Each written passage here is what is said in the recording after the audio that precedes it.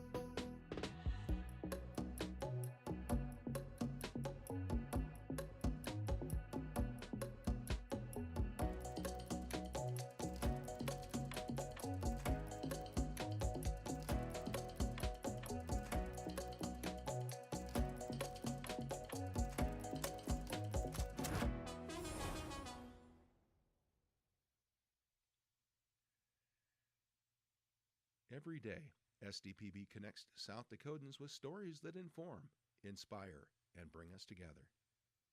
SDPB, good, useful, and full of wonder.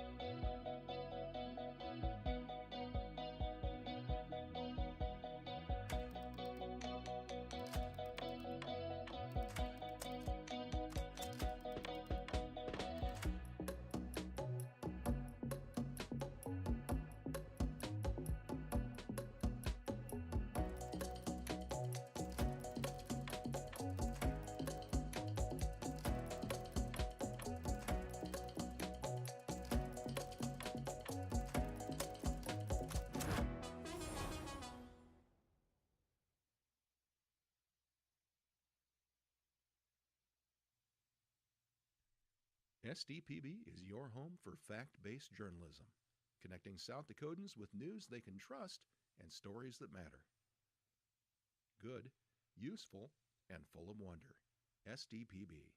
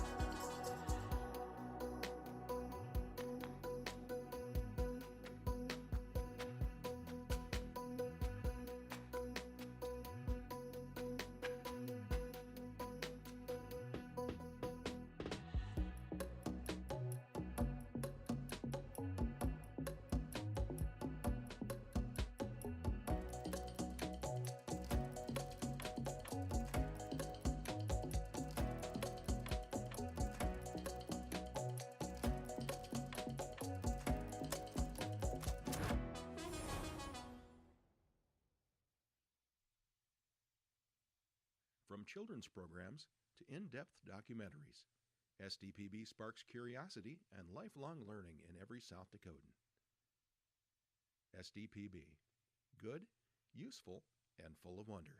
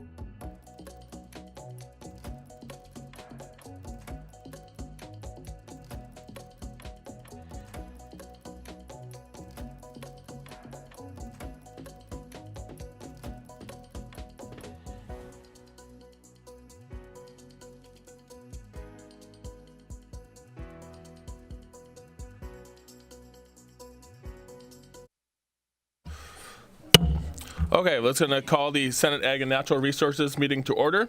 Welcome to everybody here from out of town and everybody listening online. It's great to have you here today. Just a reminder to everybody on the committee and everybody listening to have your cell phones on silent or on off, as we don't prefer not to have interruptions. And at that, I would ask the secretary to please call the roll. Senators Davis. Excused. Duhamel. Here.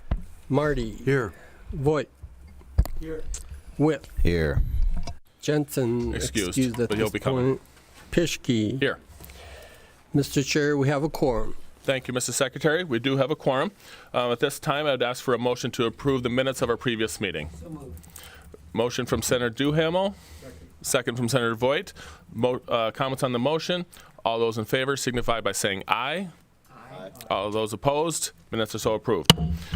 Okay, just a reminder, well, there's not going to really any testifiers, but if you guys come up, make sure you introduce yourselves, turn on the mic, and tell us your story.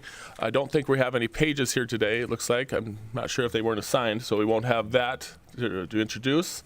And I think we'll just, the first, and the reminder that all testimony and questions will flow through the chair as well.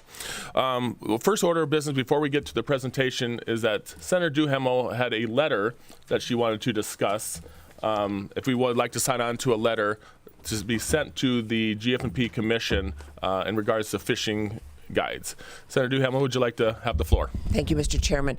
The Black Hills Sportsmen and the Fly Fisher organizations, some of what you were doing this year with the fishing guide, and they wanted it to more be in rules and let Game Fish and Park take the lead. So just a letter of intent that we have an interest for them to at least look at that. I drafted a letter. It's a draft.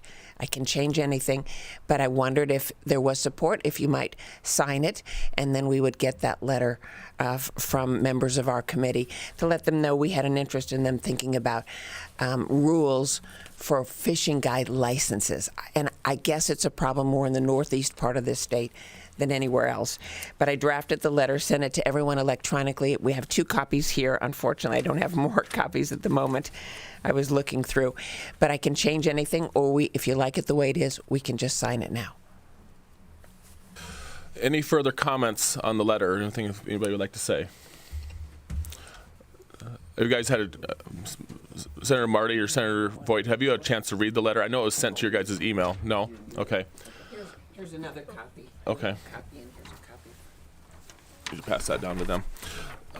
Senator Duhamel, I did read or skim through the letter briefly. The one the comment I would say is that I didn't like the talk about hunting guides. As I talked about in my bill, I'm not really a big fan of having the licensure program or licensure for hunting guides. I feel like that's on private property, and if you want to do what you want to do on your own private property, that's different. But when it comes to public waters, it's a little bit different in my eyes. So that's where I have a little bit of consternation with your letter. Just draw a line through that part that you don't like. I think if that's the only part that says hunting, okay. And it hunts, so that first bullet point, I think I'd be okay. Okay. But yeah, draw a line through that. If anyone else has any other changes, I'll make the change. Then I'll bring it around for a signature. Okay. And then do I give it to you, or who? Okay. All right. Yeah. So. Change anything you want. Make marks on it, and I'll fix it. Okay. Any other comments? You guys, Senator Voigt, you got a chance to skim that? Yeah, I think. Why don't you turn your mic on? Thank you, Mr. Chair. I think hunting and fishing basically are 2 separate pieces in terms of the type of people that are accessing those recreation things. Water, different than public land, is an issue, and private land. So I think there needs to be a segregation there, a separation in terms of addressing those challenges that we're having. Yeah, and just a reminder, I mean, you already cannot guide on public land at this point. It's a good thing it's our last meeting. I can't help that. Starting off with free pizza again. My computer, not me. Sorry for everyone listening. So yeah, it's already illegal to guide on public land. So I don't know if we need to apply that, but yeah, I do think there is a difference between hunting and fishing, just because it's private property versus public waters. So. But yeah, we can discuss further. I like the idea of sending something to them, and so if we just want to strike the hunting and the hunts part in the bullet 1, I think I'd be on board. Okay. So. Thank you. Yep. Thank you for the discussion and taking the lead on that. Okay, I think we'll move on. And so our order of business today is to hear from the South Dakota 2025 Leopold Conservation Award. We have a presentation followed by questions from the Stomp Root Angus Ranch of Mud Butte. So we will take testimony and hear that presentation at this time. Good morning, Mr. Chair and members of the committee. My name is Angela Ehlers. I represent South Dakota's conservation districts. And no, I'm not testifying on behalf of the Stomproot Ranch, but to provide some introduction. First of all, the pizza and the orange juice is courtesy of South Dakota Ag Unity. It's a coalition of agri groups, and if you come to Ag Fest, which we have in February, you know who we are. But as a group, we also support the Leopold Conservation Award. You all have a brochure on your desk. And how many of you know who Aldo Leopold is? Anybody? Okay. Oh. Aldo Leopold was a conservationist in Wisconsin. He's famous for writing the Sand County Almanac, and it espouses a conservation philosophy of how we need to take care of our land, both philosophically as well as actual practices on the land. So the Sand County Foundation was created to embody the philosophy of Aldo Leopold. And starting in 2010, 15 years ago now, we as a state have been sponsoring the South Dakota Conservation the South Dakota Leopold Conservation Award. If you look on the back of your sheet, you'll see that we have a whole lot of sponsors in our state, which is rather unusual. A lot of states it just has one or two, but we've made this a big group effort. And when I say we, it's not me. It's mostly the Grassland Coalition that started it. And anyway, but I want you to recognize that there's a whole lot of people that support this. We've had 15 years worth of recipients. If you look at this, you'll see some names that are familiar to as legislators. For example, the Kamaks, the Cronins. There's several others that have been involved in the legislative process. And we're going to be accepting nomination. Are they closed yet, Judge? Okay. What? Okay, you got a couple more days to put in a nomination if you want to nominate somebody, but we'll have the 26th. So I'm going to let the Stomproot family talk about the program.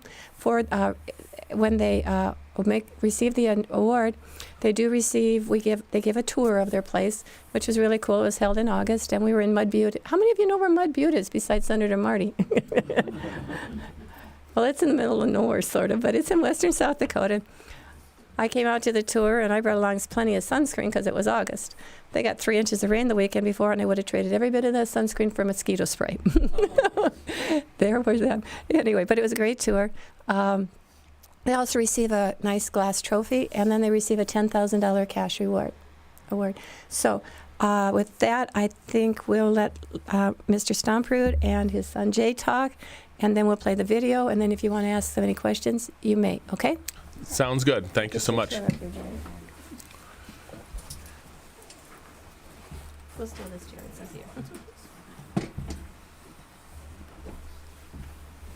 easier. Good morning. Please Good introduce morning. yourselves and tell us your story. Well, I'm Larry. This is my son Jay. I'm not sure quite where to start, but we're a cow-calf operation southeast of Mud Butte. We do not grow crops. When you think about diversification, we're probably not the model to look at when you look at diversification because we're strictly cow-calf. We have a few purebreds, but my grandfather and grandmother homesteaded on what is now part of our ranch in 1909 and 1910. They survived the droughts of 1911, monetary crisis in the 20s and 30s. I guess they were just stubborn, and my grandfather had the foresight in 1947 to buy a pretty good percentage of what is now the ranch at tax auction, to put it back on the tax rolls. And so my dad and my uncle managed the place after my granddad retired as Stomproot brothers back in the 80s, and my dad and my uncle bought another ranch. My uncle moved to that one, but my dad's been there his whole married life. But we're pleased to accept this award. If you look at the alumni, it's a pretty astute bunch of people. A lot of them are my good friends, and we're proud to accept this award, and hope that we uphold the land ethic that Aldo Leopold espoused in his writings. If you haven't read the Sand County Almanac, I encourage you to do that. After we were announced that we had received the award, I went and bought a copy. It had been 40 years or so since I'd last read it, so it was a good reread for me. But Aldo Leopold espoused the land ethic. He is considered by many to be the father of wildlife conservation. But the Sand County Almanac is of a little piece of land that he bought and restored in Wisconsin. And as his writings went on, I wish I could write the way he writes, because it's eloquent. It mirrors my philosophy and how I look at land.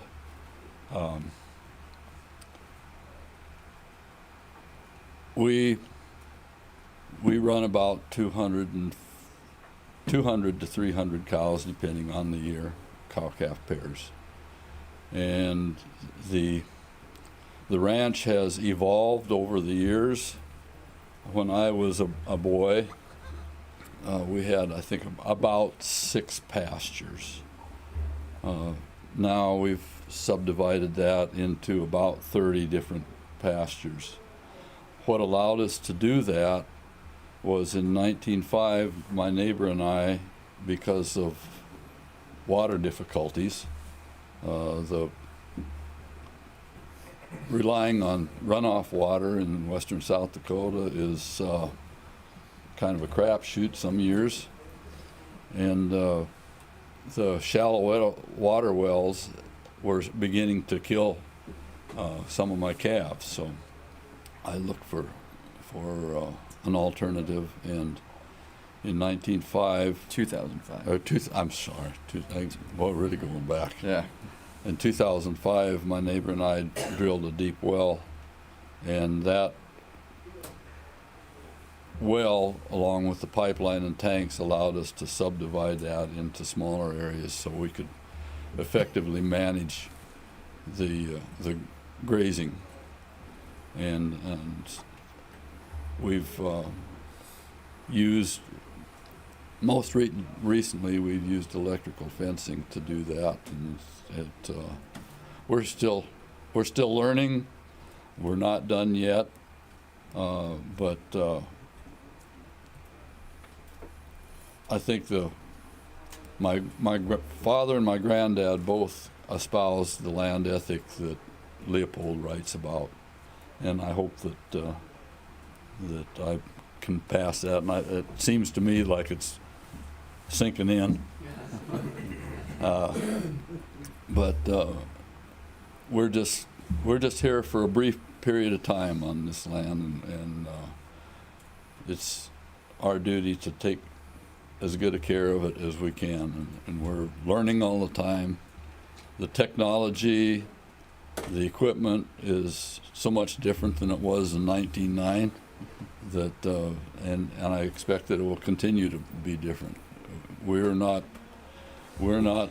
using some of the cutting edge technology yet that is available, but someday we might get there. Jay, do you have any thoughts? I really don't. You summed it up pretty good. But Sam, and the award. Well, in fact, looking at the screen here, that little pointed butte there in the kind of the upper left, Sam came out and helped. I happened to find a Native American cache there, and Sam came out, helped us dig one weekend and find some artifacts. But that's where it is, Sam, right there.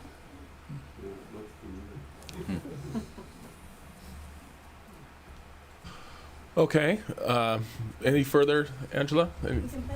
Okay, yeah, why don't we play a video at this time?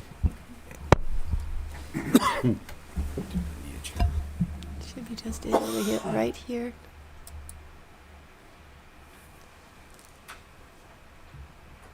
I had a little problem with sound on the other side, so.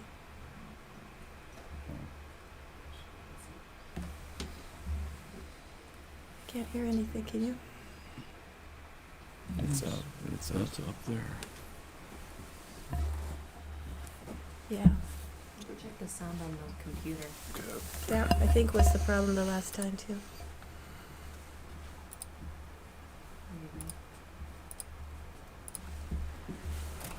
It's not behaving. Double click on that. Will that do something? Not bad.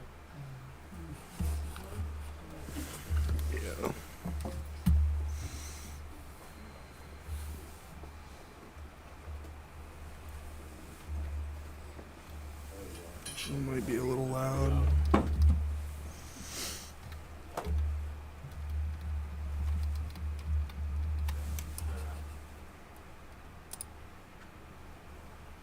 Back, making cows better.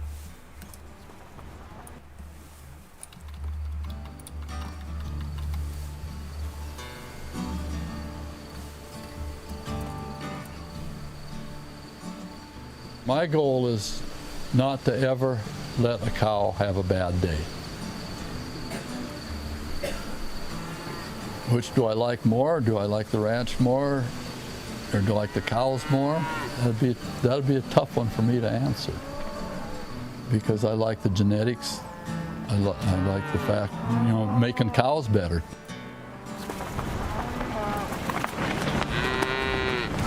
So we are aware of Larry's service in the military as a young man, because the opportunity to return home to this ranch wasn't in the best interest of the family nor himself personally at that time.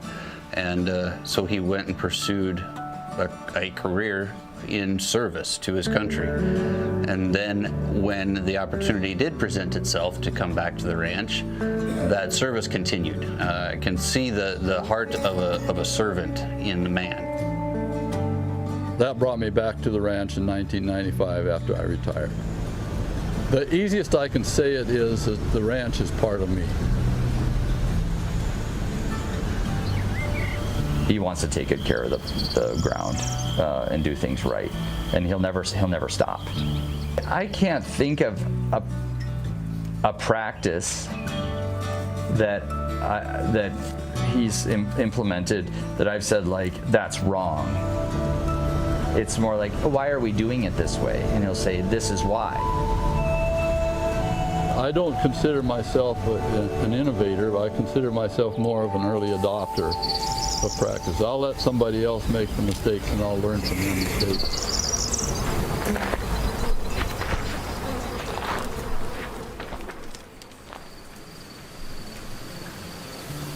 One of the things, in my opinion, that makes us unique among ranching operations that I don't know of anywhere else is he came back here, he educated himself on industry best practices. So already he was changing things before I even thought about coming out here. So when I came out here, he didn't have these, I've been doing it this way for 40 years attitude. It was like, well, this is what I've read and this is what and then if I had a new idea, he'd entertain it. He'd never like shoot anything down. He might tell me like, well, this is why that doesn't work, because I was getting educated fresh, and so was Jen on everything. The Beef SD program came up, and Stacy Hadrick gave us a call, and she said, you guys need to apply for this. And at that point, it was a 3-year program, fully covered, And it was the first time that we really got to dig in deep with our knowledge together and learn at the same time. But what we learned there together as a couple, Jen and I, was super valuable.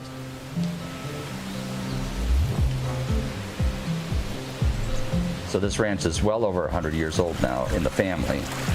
So the legacy aspect of it is undeniable in terms of motivation. That part was so important to us when we decided to come back.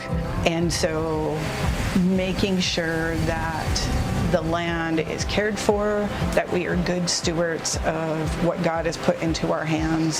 So whether that's the grass or the water or the critters, or the wildlife, I think those are things that we really think about.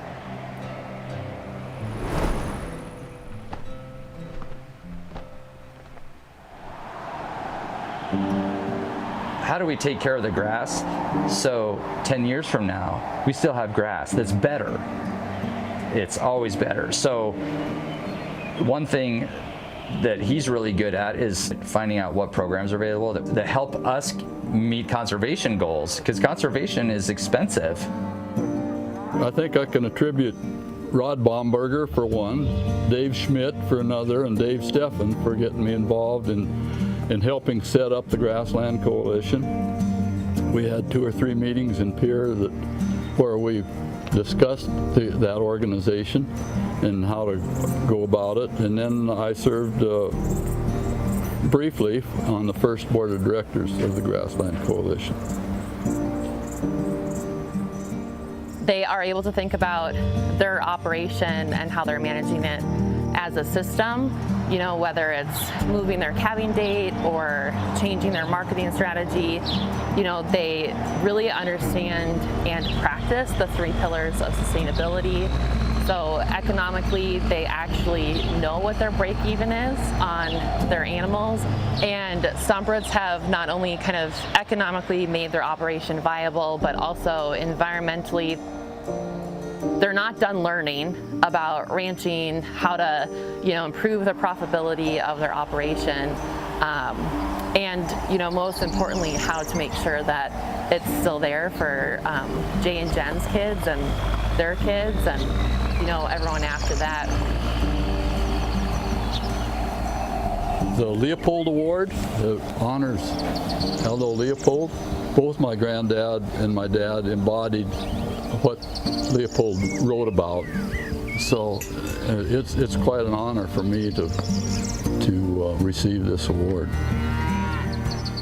We're really excited for him because that was one of his goals, his main goals in life. And we've supported him wholeheartedly, and we just kind of do what we need to do to make it a success for him. I think for both Jay and I, continuing the education and the advocacy is a really cool part for us. We love sharing our story. We love having people out here. We love teaching people and talking to people. I enjoy ranching. I like cows. I like being able to do the things that we've been talking about, the cross fencing, and make things better. You know, I'm not going to live long enough to see the end result of this, but I'd like to think that I had something to do with making the ranch better.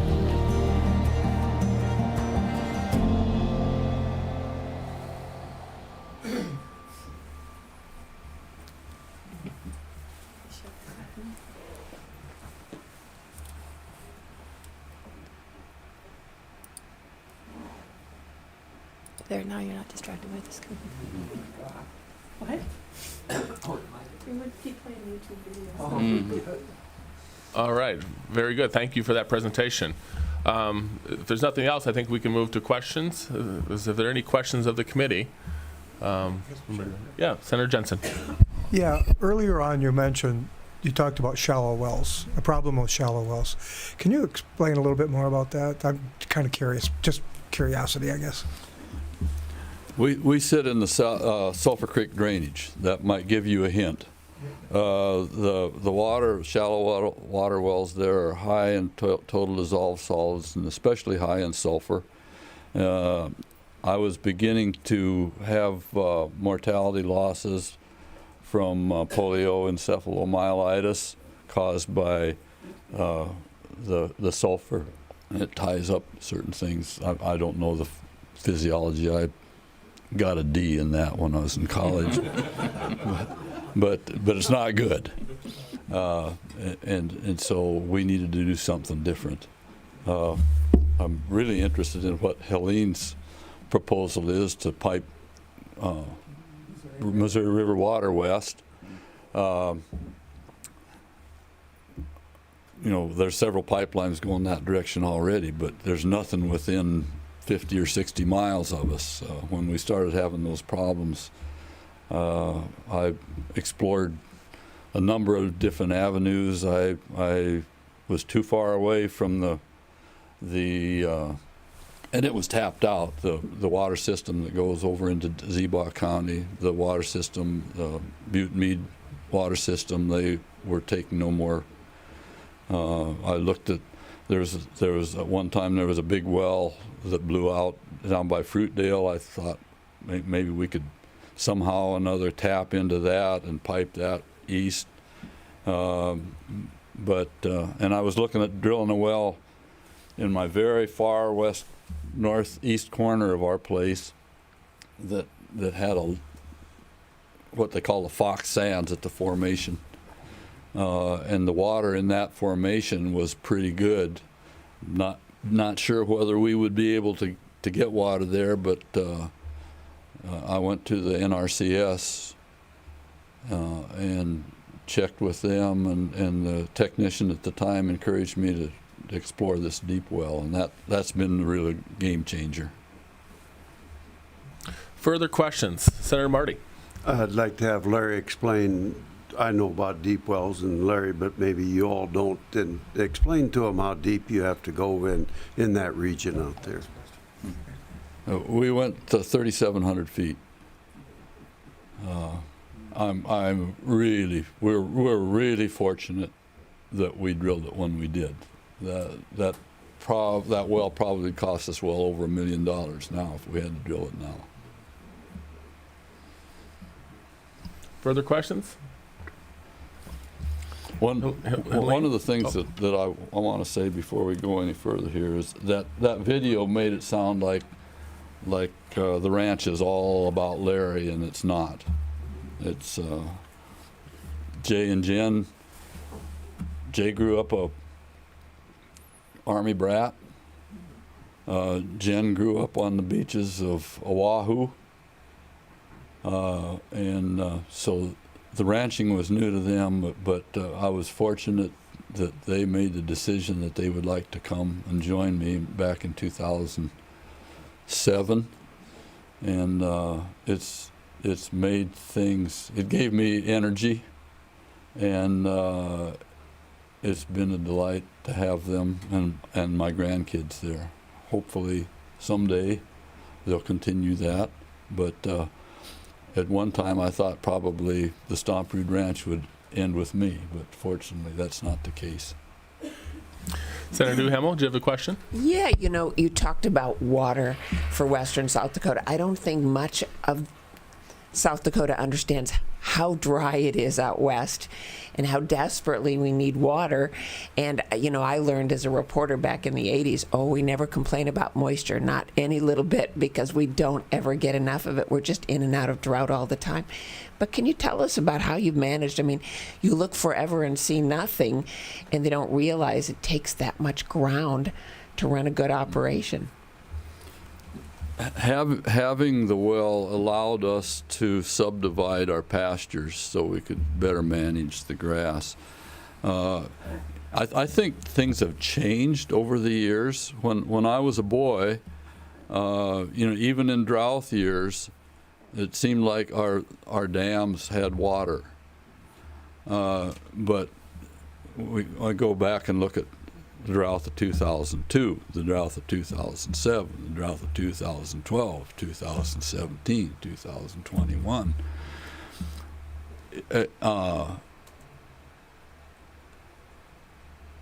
We're so fortunate now to have something that we can rely on. I think maybe the climate's changed. I'm not a climate change proponent, but maybe the climate has changed some. But I attribute some of the differences in water, the reliability of surface water now. The dams that were built back in the 40s, they're starting to silt in. They're getting more shallow. So I think even if they fill up, they evaporate faster than they did then. So the dams aren't as deep now as they were then. I think that's part of it. But we're so fortunate to have this well, and fortunate that there was a program that helped cost share. Help cost share that. And if you get water coming our way, we'll tap in. Go ahead. And right now, all the communities that want water, we want them to be part of this West Dakota Regional Water System. So every community, because it'll be is being engineered based on who wants it. So you can't be a Johnny-come-lately after it's built, because then there won't be. So right now, every community out west that wants water, forward-thinking, has to have a little skin in the game, because we know the process is 80% federal, 10% local, 10% state. But these are the conversations. So if you guys, in that area, please don't get boxed out by the engineering of this project, because it's happening right now. Thank you, Senator. Any further questions? Senator Voigt. If I could. Yeah. Thank you, Mr. Chair. If I might, Larry. Water's just a huge issue, and I'm on the wrong side of the river, okay, I have a homestead, but we've got a situation with water there too. Even where there's a lake, it's an issue, because they say that the cattle are messing up that lake, that their stream beds, in terms of erosion, in terms of what they leave behind them. And so they've actually fenced off the lake, the water access for the cattle to the lake. They can't get to the lake. And so what they've done instead, and this is, I'm just giving you information, and hopefully will come to fruition. They have web water out there, basically, to the rural communities. And so this is federal land. And so what they've done is they've leached off that web water and put tanks out on the federal land where the guys are leasing for ranch use and rotational, and they put that access to that water in the corner of 4 pastures. So little water, 4 pastures. But the point is, that snow water that they're getting, it's dependable water, and it really relieves that anxiety in terms of, what your cattle are going to have to face this summer, and give you that assurance that that water is going to be there when you need it, and it's clean, and it's I know the deep water issue was raised on deep wells, and there are things in that southwest of Aberdeen, up in the northeast corner, and that water is not really good water. Everybody's got softeners, and you try to run that on the land, and it hard pans, and it's not really good water. This situation, in terms of what needs to happen out west, it's not just for the tourist industry. I'm saying there are people out there in that northwest corner that are hungry for good water, and we need to get it to them. We're using 1/10 of the water, 1/10 of 1% of that water running down this river. We got to get it out west and take care of you people that are, in essence, the roots of this state. So I'd like to give you some hope, but I'm telling you, we're getting after it in terms of what can be done to give you that assurance. I know there's an entity that just started an enterprise north of Aberdeen, the big gun range or whatever that was put out there. And so they went to dig a well, and they went down there 10,000 feet, still didn't hit good water, no water. I mean, water is a huge, huge issue, and you don't know it until you don't have it or have assurance of the quality of it. Here's a footnote question. When did you guys switch over to Angus? When I came back from the Army. I grew up, for those of you who don't know, I grew up on a Hereford ranch. And, you know, I still like to see a nice set of, Sam can relate, a nice set of straight Herefords. But when I came back from the Army and started buying cows, calves were, the differential was 10 cents a pound then, and 10 cents a pound is a lot more than 10 cents a pound now. But it was a no-brainer for me. You know, since I'm getting into the business, I might as well get in where at least the potential for profit is better. So that's why I switched over to Angus. It's about 95. If I could follow up, observing the show that we saw, I noticed that there's been a dramatic switch in terms of managing that herd with motorized horses now. Well, there's a couple of reasons for that. One of them, I'm getting older, and my horses are old, and the other is not long after Jay moved out, he bought a couple of horses, and he had kind of a bad experience, and he doesn't really care. I've never been a fan, honestly. But we're on our ranch. We're fortunate that the terrain allows us to do that. There's places where four-wheelers won't work, but the terrain allows us. And to be honest, the efficiency, I can take my four-wheeler out in most cases and do something in the time it would take for me to catch my saddle horse and get it saddled. So it's a matter of time, efficiency. And there was a time I go in and out of interests regularly, and I was really into drone flying for a while. And you take that concept to the next level. You by the time you get your saddle horse brought in, you've already done it on a four-wheeler. And with a drone, I can check that pasture while I'm eating breakfast. I literally would just program my drone to fly autonomously, hands off. I could set it outside, push play, it would fly away and come back. I'd stick the card in, and I could count, are all the bulls in the bull pasture? Which is, I mean, we don't have really rough pastures, but it would take a hot minute to go out there and ride your machine through there and count, you know, are all 7 bulls where they're supposed to be? That aircraft could come back. So I haven't been flying drones very much. I haven't really needed to, but you can check waters and stuff. So there's technology that you could argue it might not be old-fashioned, or it might be not be traditional, but it makes sense. Senator Voigt, one more follow-up. More conversation? Yeah. We could talk all day.